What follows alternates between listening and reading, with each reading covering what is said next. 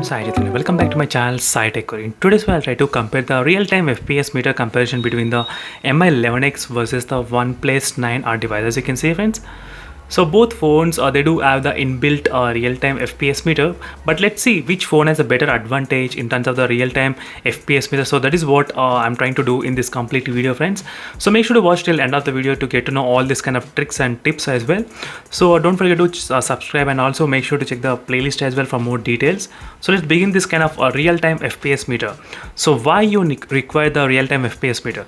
So while you're gaming, then definitely, friends, you do need this kind of real-time FPS statistics to see how the phone is actually performing and handling the games. So that is what I'll be using, this kind of real-time FPS meter.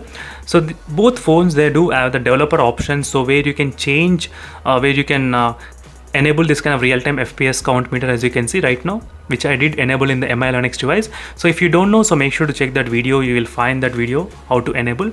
So right now both phones are enabled by using the real-time FPS meter, as you can see here, friends. So one thing is that in the OnePlus 9R device, the real-time FPS meter is kind of fixed, so you cannot move anywhere. That is one drawback, and it's not changeable. So the real-time FPS meter doesn't change, so it's only fixed at the 60 or 120 FPS.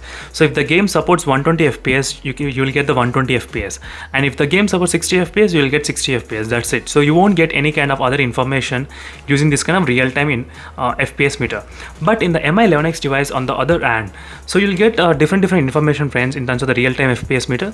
You can actually move the FPS meter anywhere you want, and you can get the real-time temperature statistics. You will get the real-time RAM, how much it's available, and all those details, as you can see, friends. So there's so much of information where you can get from this real-time FPS meter.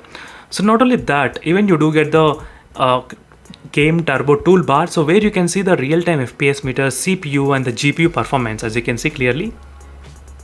So here also you can focus on the real-time FPS meter, so which is also changeable. So these two FPS meter, they do change according to the performance of the phone.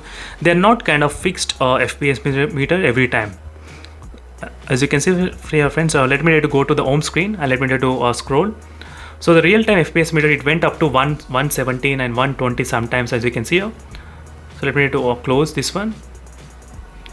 So right now it went to 60, and whenever I touch the screen, it's trying to increase to 120 FPS, as you can see clearly, and it went up to 115 as well. So this is what, friends, the FPS meter in the Mi11X device is really good, so which you will get the accurate results every time you use the phone. But one in the OnePlus 9R, it's not good, and it's kind of useless, I would say. Definitely, friends, it's not at all useful for me particularly. So thank you, friends, for watching this video, and don't forget to check the links in description, and see you in the next video, friends. Until then, bye.